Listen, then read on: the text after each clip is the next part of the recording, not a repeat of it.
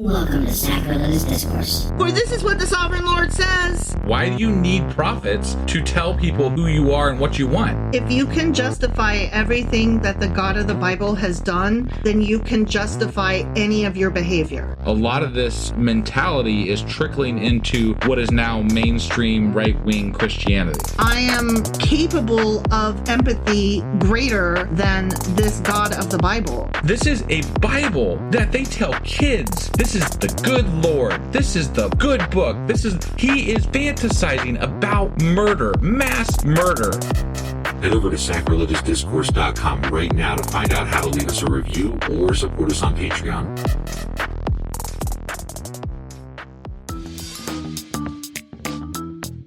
Hey there, sinners and saints. It's your favorite Bible-bashing duo from Sacrilegious Discourse, and we need your help. That's right, folks. We're raising funds for some heavenly equipment and a studio that doesn't sound like it's in the depths of hell. Our current setup, let's just say it's more apocalypse than audiophile. So if you want to hear us dissect the Bible without the background noise of demonic squirrels, chip in a few bucks. We're aiming for $5,000 to upgrade our audio and build a studio worthy of blasphemous banter.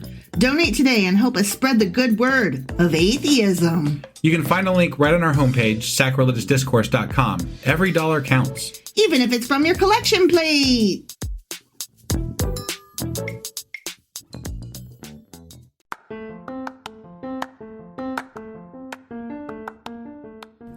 Welcome to Sacrilegious Discourse. I'm husband. And I'm wife. Together, we're reading the Bible for the very first time. We grew up without religion and wanted to know what all the fuss was about. Well, what have we learned so far? That God is a dick, and apparently some people believe in talking donkeys. We're not trying to pass ourselves off as experts. Nope, we're just reading the Bible for the first time and giving our first take reaction. If you'd like to join us in this venture, you might consider starting at episode 1. Otherwise, jump in wherever you like. All right, let's go read the Bible. Yeah, let's get to it. Husband! Wife!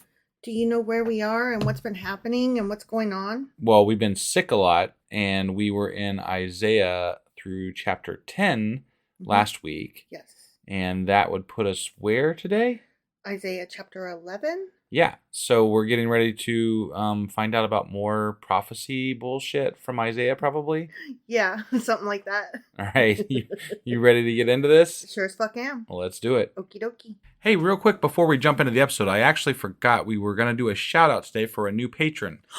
That's exciting. What a thing to forget. Yeah, well, I didn't mean to, but I'm now I remembered, and so I'm like, okay, wait, I got to do that. Well, yeah. So we want to thank Marlene A. Marlene A. They became our newest patron on Patreon. Marlene, thank you. And it's always so amazing that people support us and do these things for us. It's really, really great. I think, and I didn't get a confirmation from this, but I think Marlene became a patron after we released a public Patreon episode about the Israeli-Palestinian war. So I could be wrong about that, but I believe that's true.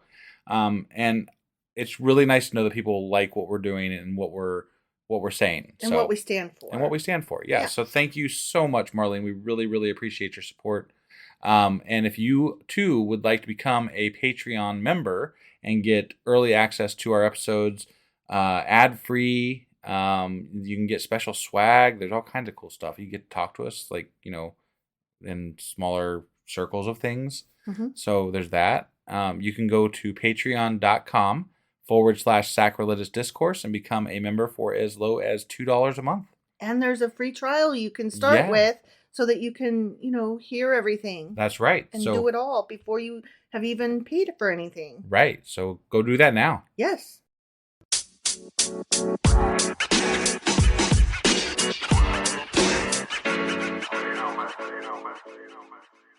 All right, Isaiah chapter 11, here we go. All right. A shoot will come up from the stump of Jesse. Oh, shoot. From his roots, a branch will bear fruit. Man, that's not good. I don't like it when fruits branch from people. Okay, well, I have to say something about the whole branch of Jesse thing. Okay. Because it has to do with lineage, probably, right? Okay, yeah. And Jesse was King David's father. Right. And so rather than saying King David, this is supposed to be a reminder that yes, it comes from royalty, but it started with humble beginnings. And let us not ever forget that the line fucked up a whole shit ton and got knocked down a peg. Till it got to our sweet, sweet David. Or No, whatever. No. Oh. King David, Jesse, King David, and then a whole bunch of people. Oh, yeah. Okay. And so they all fucked up through the ages. Right.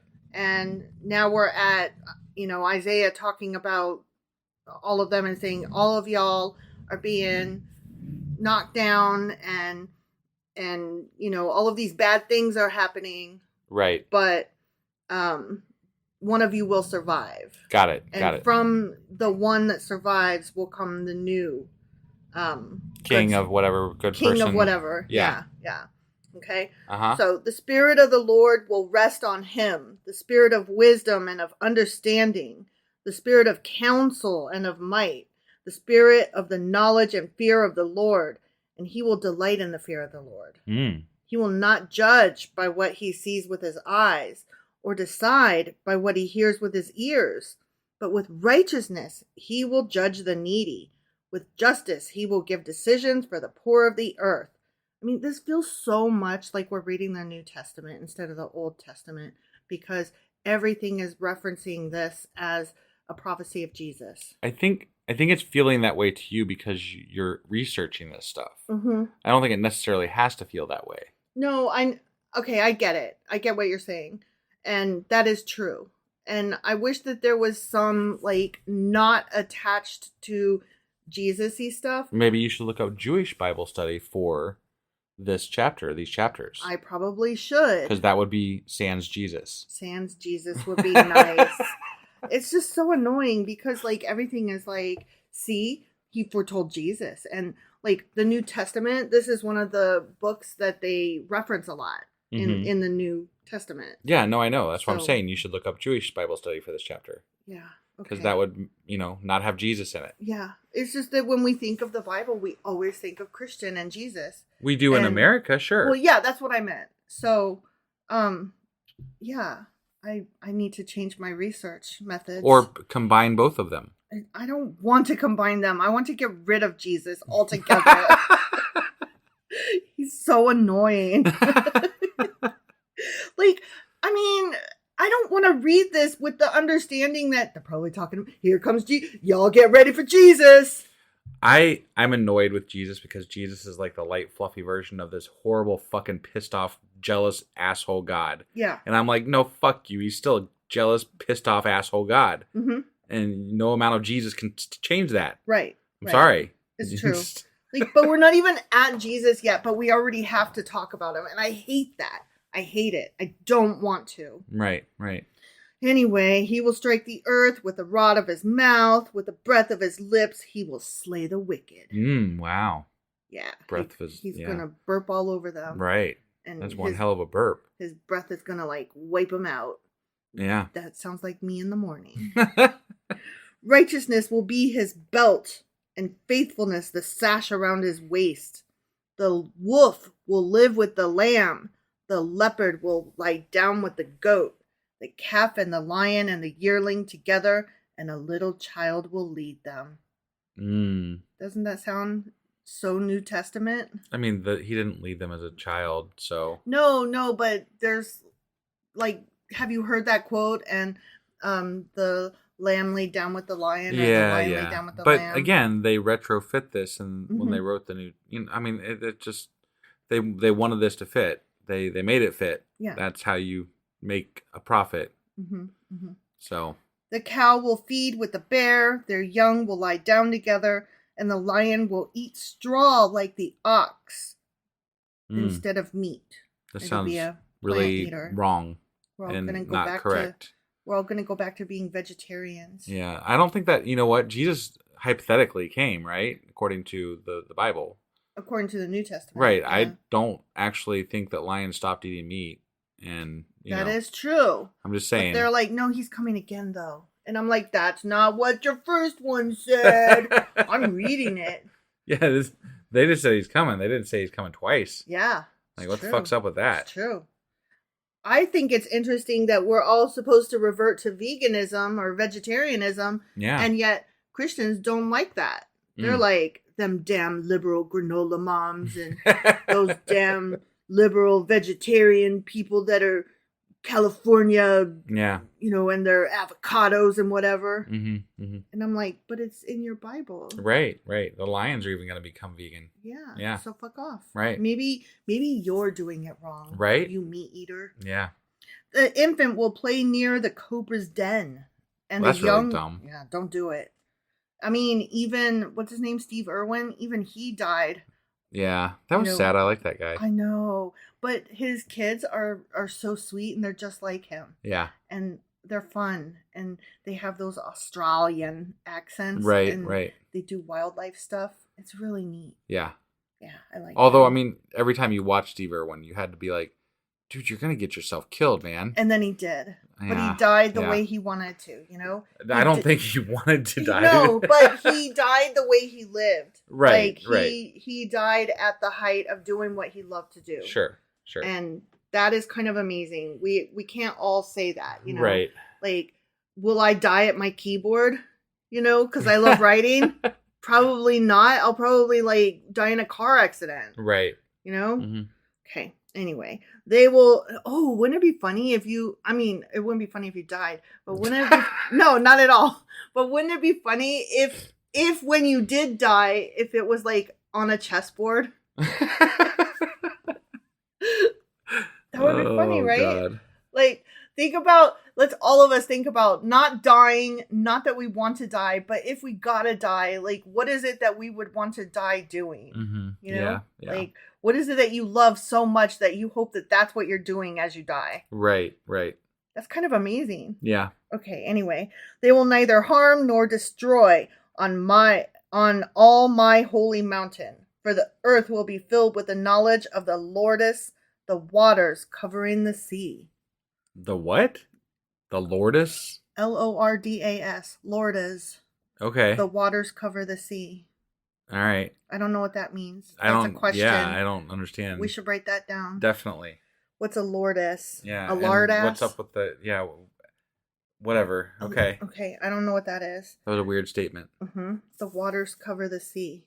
Of course they do. The waters are the fucking sea. In that day, the root of... That's like saying the peanut butter covered the peanut butter sandwich. Right? Yes, it did. Right. And also the jelly. It's more like saying the peanut butter covered the peanut butter. Yeah. But, yeah. Okay, I see what you're saying there. Right. Yeah. In that day, the root of Jesse, not Jesus, the root of Jesse will stand as a banner for the peoples. The nations will rally to him, and his resting place will be glorious. In that day, the Lord will reach out his hand a second time to reclaim the surviving remnant of his people from Assyria, from Lower Egypt, from Upper Egypt, from Cush, from Elam, from Babylonia, from Hamath, from the islands of the Mediterranean. He will raise a banner for the nations, just those ones over there. Yeah. And gather the exiles of Israel. He will assemble the scattered people of Judah from the four quarters of the earth. Well, as I recall, they came back from exile well before Jesus was born. And when you say four quarters of the earth, do you mean the four quarters of just that little part of that one continent? Yes, they do. Okay. Yeah. So not the earth then. No, not the earth. Okay. Ephraim's jealousy will vanish, and Judah's enemies will be destroyed. Ephraim will not be jealous of Judah, nor Judah hostile toward Ephraim. They will swoop down on the slopes of Philistia to the west. Together they will plunder the people to the east. They're going to plunder them. That doesn't sound peaceful. Nice. Right. They will subdue Edom and Moab. Okay. And the Ammonites will be subject to them. Wait, weren't all these people supposed to be wiped off the planet? They were. They were. Well, they obviously weren't. No, they were supposed to be. Yes, right, they were supposed to be. Yeah, right. Yeah. The Lord will dry up the gulf of the Egyptian sea. Oh, that's not magic. nice. With a scorching wind, he will sweep his hand over the Euphrates River. He will break it up into 7 streams, because 7 is a magic number. Right. I don't know if you know that. Right. So it's 40. Mm-hmm. Yeah. And also 42 is the answer. Right. 42. To life, the universe, and everything. Yeah. Right. Yeah. Douglas Adams. I know. He missed Just that. making sure. The Bible missed that one. Yeah, it did. Sure did. Yeah. He will break it up into 7 streams so that anyone can cross over in sandals. And flip-flops. Because that's important. It's to show how dry it will be, that they could, their feet won't get wet. They can cross even in sandals. Yeah. It's just a funny way to phrase it. Mm-hmm. There will be a highway for the remnant of his people that is left from Assyria, as there was for Israel when they came up from Egypt. The end. I have to question the use of the word highway there. Is it a highway to hell? Well, yeah, and a stairway to heaven. But it's just, why would way back then, why would they use the word highway? I don't think they would. I feel like that was a bad translation of that word into modern day usage. I don't know. I mean, you really think that way back in the desert before cars that they use the word highway? Well, no, I think highway kind of means like a direct throughput route to a specific I-70 crosses the country, right? Mm-hmm. And it's a direct line from one side of the country to the other side of the country instead of zigzagging all over the damn place. So a highway is more of just a direct route, So why not say there will be a direct route? Because highway makes you think of I-70 or I-75 or whatever, it makes you think of highways. All right, listen. I think that that's a bad choice of word. It took me right out of, I'm trying to, imagine these old-timey days. Yeah. That took me right out. Okay. Nope, I'm not for it. All right. But anyway. Right. That's the end of that chapter. All right. So we got nothing else then, huh? Today? Nothing else today. Right now. All right. Well, that was Isaiah chapter 11. Sure as fuck was. And we will be back tomorrow with Isaiah chapter 12. We'll see you then. Bye.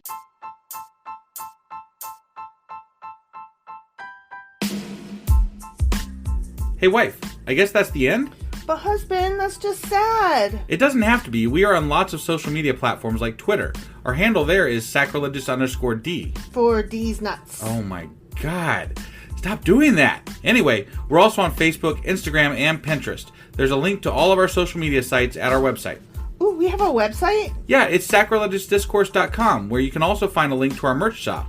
We have a merch shop? Yep, we have podcast-themed clothing, mugs, notebooks, and more, as well as an atheist and science-themed products. Wow, our fans should really go check that out right now. Definitely. They can get in touch with us by sending an email to sacrilegiousdiscourse@gmail.com. But before they do that, we could really use some help. Oh yeah? With what? Well, it's not free running the podcast, and we need some financial support in order to get better equipment, which will free up time so we can concentrate on our podcast and our fans. Okay, so what should they do? Head over to patreon.com/sacrilegiousdiscourse and sign up as a contributor on our podcast. Supporters there receive additional bi-weekly episodes that we record just for our Patreon members for as little as $2 a month. Also, we'd really appreciate it if you would like and subscribe on whatever platform you're using. And Apple Podcast reviews help us out tremendously. Like and subscribe. Leave an Apple review. Join us on Twitter. Support us on Patreon. That's a lot of instructions. Don't forget to say thanks. Thanks. Okay, bye.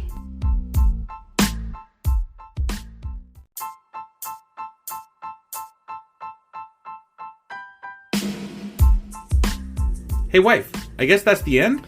But husband, that's just sad. It doesn't have to be. We are on lots of social media platforms like Twitter. Our handle there is sacrilegious_D. For D's nuts. Oh my God. Stop doing that. Anyway, we're also on Facebook, Instagram, and Pinterest. There's a link to all of our social media sites at our website. Ooh, we have a website? Yeah, it's sacrilegiousdiscourse.com, where you can also find a link to our merch shop. We have a merch shop? Yep, we have podcast-themed clothing, mugs, notebooks, and more, as well as an atheist and science-themed products. Wow, our fans should really go check that out right now. Definitely. They can get in touch with us by sending an email to sacrilegiousdiscourse@gmail.com. But before they do that, we could really use some help. Oh yeah? With what? Well, it's not free running the podcast, and we need some financial support in order to get better equipment, which will free up time so we can concentrate on our podcast and our fans. Okay, so what should they do? Head over to patreon.com/sacrilegiousdiscourse and sign up as a contributor on our podcast. Supporters there receive additional bi-weekly episodes that we record just for our Patreon members for as little as $2 a month. Also, we'd really appreciate it if you would like and subscribe on whatever platform you're using. And Apple Podcast reviews help us out tremendously.